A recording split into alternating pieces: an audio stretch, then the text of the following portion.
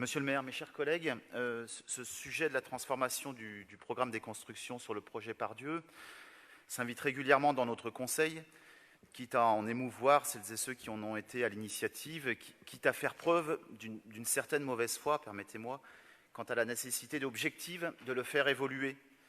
C'est le jeu politique.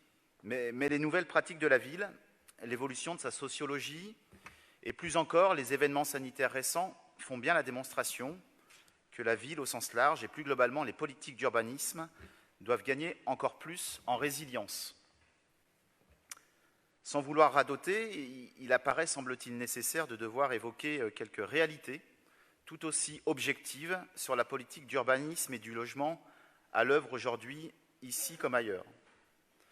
Pour aborder sereinement le débat sur le projet Pardieu, en évitant tout raccourci intellectuel, peut-être faudrait-il renouveler les visions de ce que l'on attend de la qualité urbaine dans notre ville. Qualité urbaine qui conditionne évidemment l'acceptabilité par tous de la densification. Il s'agit bien de poser le curseur, ça a déjà été dit dans un autre conseil, de bien poser le curseur au bon endroit entre d'un côté intensification urbaine nécessaire et aération vitale de notre cité. Et je pense que la modification du programme y répond. Deuxième point, nous ne sommes ni malthusiens et encore moins inconscients.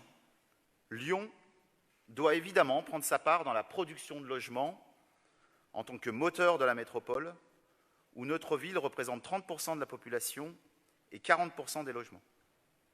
Mais en creux, cela signifie aussi que l'effort doit être également porté en cohérence par nos collègues voisins, notamment ceux qui aujourd'hui réclament à corps et à cri des créations ou extensions de lignes de métro.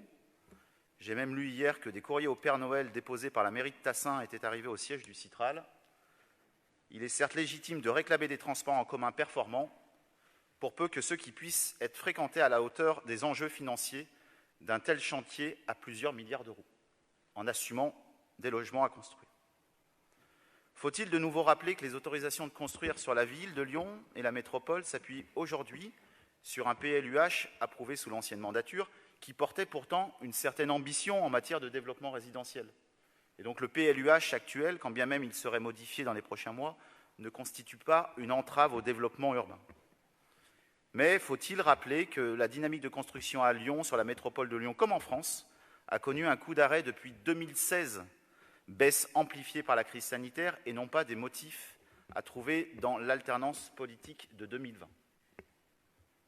Peut-être aussi faudrait-il plutôt s'interroger à l'échelle nationale sur les raisons qui font que notre pays produit moins de 400 000 logements par an, alors qu'il devra en produire plus de 600 000 pour espérer offrir un toit à toutes et tous.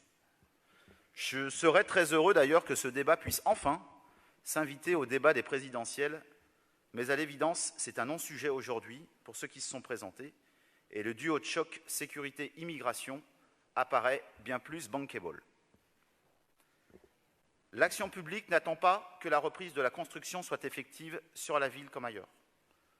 Je prendrai seulement pour exemple les engagements que nous prenons avec Raphaël Michaud, son président, à la SACVEL, en donnant la possibilité à ce partenaire de produire davantage de logements à court et moyen terme. La programmation envisagée à horizon 2030 libérera notamment les capacités d'action de la SACVEL et les prévisions de livraison n'auront jamais été aussi élevées depuis la livraison des grands ensembles des années 60-70. Enfin, notre groupe tient à saluer tous les efforts portés, peut-être plus silencieux, mais tout aussi efficaces, toutes les actions menées ces dernières semaines pour trouver un toit à toutes celles et ceux qui n'en ont pas. Des actions fortes, efficaces, coordonnées, en interdélégation, qui plus est, entre Sandrine Runel, Raphaël Michaud et Sylvain Godineau. Des actions qui n'entrent pas dans le champ statistique, et oui, auquel beaucoup d'entre vous s'accrochent, mais qui revêtent un caractère vital et pour lesquelles la ville de Lyon, dans sa tradition humaniste, assume bien évidemment sa part.